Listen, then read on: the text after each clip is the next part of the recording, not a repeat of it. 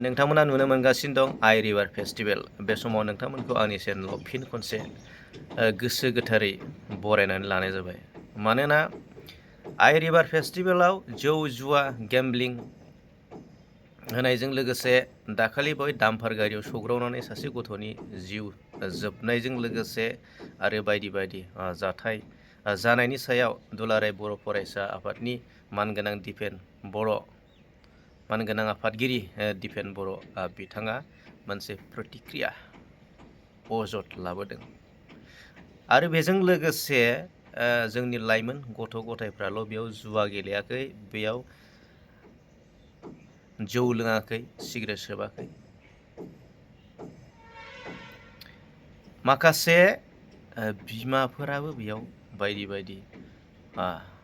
जिथुनाखि जुवा गेलेनायखौ बिथाङा सोंखारिदों आरो हामजायाखै मोजां जायाखै बे बाथ्राखौ बिथाङा फोरमायदों ससियेल मिडियानि गेजेरजों नोंथांमोना भिडिअ खोनासंलांदों। बिराद दुखुनांथाव थासारि जे थांनाय अक्ट'बर दाननिफ्राय नभेम्बर दान दिनै डिसेम्बर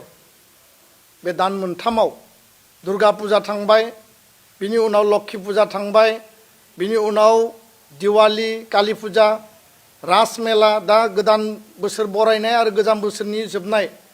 गोबां माखासे मासरुम बायदि पिकनिक स्पट खुलिदों इन्ड' भुटान बर्डार एरियायाव पिकनिक स्पट खुलिदों बेयाव पिकनिक जानो थांदों बनभोजनि मुङाव टुरिज्मनि मुङाव जोंहा बेयाव बुंनो गोनां गैया बादा होनो गोनां गैया आरो पिकनिक स्पट खुलिनाय लोगो लोगो बे लकेल युथफोरा माखासे इनकाम जेनेरेशन बेयाव एक्टिभिटी बा बिथांनि इनकाम जेनेरेशननि खामानियाबो जादों जोंहा बुंनो गोनां गैया किन्तु खोथाया जाहैबाय फुजा मेलाया सानथाम सानब्रै जायोब्ला बेयाव एडिशनेल खाथियाव मेला जाफायो आरो बियो एक मास गाहाम जायो दुर्गा फुजा रास मेला लक्षी फुजा ओरै नोङो दिवालीनि मुङाव कुनु मेलाया जोबनानै थांबाय इसोरखौ फुजिनायनि खामानिया बा बेयाव जिखिनि नियम निति दङ रिति निति दङ बे जोबनानै थांबाय किन्तु एडिशनेल मेला सोलिबाय थायो इलिगेल मेला सोलिबाय थायो आरो बे मेलायाव मा जायो जुवा जायो दाइस जायो माबा माबि जानाय जों नुदों उन्दै गथ'आबो गेलेहैदों बिमाफ्राबो गेलेहैदों बिफाया गेलेहैदों गथ' गथाय फिसा फिसौ लानानै सेंग्रा सिख्लाफ्राथ' बेयाव बाहागो लादों माखासे सुबुंनि खोथाखौ बुंदों आङो गासैनि बाथ्राखौ बुङाखै दा जाय थासारिया दिनै सृष्टि जादों दिनै मासरुम बायदि पिकनिक स्पट खुलिनायखौ जों एन्टि खालामाखै बेयाव बेरायनो थांनाय पिकनिक जानो थांनायखौ जों एन्टि खालायाखै किन्तु बेयाव जुवा जादों मैया भैरबकुन्दनि जुवायाव मेथाइ खनदों फारसेथिं जुवा सोलिगासिनो दङ क'क्राझारनि पिकनिक स्पटआव चिरांनि पिकनिक स्पटआव बाक्सानि भुटान बर्डार खाथिनि पिकनिक स्पटआव जेराव पिकनिक जादों तामुलपुराव उदालगुरियाव बेयावनो जुवा बेयावनो ड्राग्स बेयावनो जौ बेबायदि मोनसे आड्डा दिनै थासारि सोलिनायखौ नुदों बे मा जादों आरो मा परिबेस सृष्टि खालामनो नागिरदों थारैनो बे जोबोद दुखुनांथाव जाय परिबेस परिस्थितिया सिगाङाव जोब्बायमोन बेखौ जिर' डाउन खालामनो हाबायमोन खमायनो हाबायमोन किन्तु दिनै जौ जुवा पिकनिकआव माने बे दाइस होनाय आरो बेजों एन्टारटेनमेन्ट आरो एन्जयमेन्ट लानायनि जि मोनसे परिबेस परिस्थिति नुदों थारैनो बेयो जोबोद दुखुनांथाव कारन आइ रिभार फेस्टिभेलाव जागायजेनखालिनो सासे माने बाइकजों सौग्रावनानै जिउ जोबनो गोनां जादों आरो लावहाटीनिफ्राय फैफिननाय जाय मटर साइकेलजों सानै माने मिसक्रेन्टफ्रा फैबाय बे सुबुंफ्रानो साइमन किस्कुखौ देगारजों सुदों गाबोन बहाबा जागोन समफोर बहाबा जागोन आरो बेफोरबायदि आनरुलि थासारिखौ मानो सृष्टि खालामनो नागिरदों गभर्नमेन्ट लेस आरो प्रशासन लेस कुनु बेयाव असिनि रल गैया एसएसपि नि रल गैया डिस्ट्रिक्ट एडमिनिस्ट्रेशननि रल गैया तारमाने दिनै बे आनरुलि माने एन्टि ससियेल एक्टिभिटिखौ दिनै जानो होनाय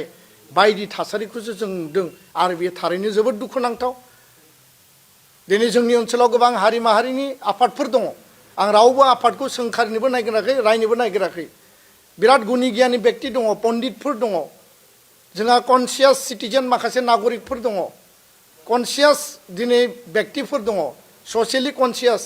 पलिटिकेलि कनसियास गुबुन गुबुन बिथिङाव कनसियास किन्तु दिनै बेफोर आनरुलि थासारिखौ नुनानै रावबो बाथ्रा बुङा रावबो खुगा माने बेखेवा आरो रावबो बिनि सायाव हेंथा खालामग्रा मानसि गैया दुलाराय बर' फरायसा आफादा बड'फा मिशन फर सास्टेनेबल चेन्जनि गेजेरजों समाज फोसाबनाय समाजखौ थिग खालामनाय आरो बेबायदि जौ जुवा ड्राग्स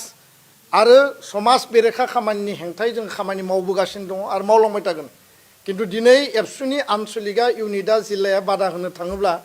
बै जौ जुवा आरो ड्राग्स आरो जेराव जुवा जादों बे व्यक्तिफोरासो उल्था एबसुखौ आक्रमण खालामनो नागिरनाय आरो एबसुनोसो फैसा जासिनो नागिरनाय बेबायदि मोनसे प्रलोभन होनाय परिबेस परिस्थितिखौबो जों दिनै नुदों स्वयं प्रशासनानो दिनै जोंखौ बुंनो नागिरो जे जुवानि पारमिसन बियोब्ला एबसुनियाव सोङैथाय आनसलिकनियाव डिस्ट्रिक्टनियाव इउनिटनियाव बे खोथाखौ बुंनाय जोङो नुनो मोन्दों खोनानो मोन्दों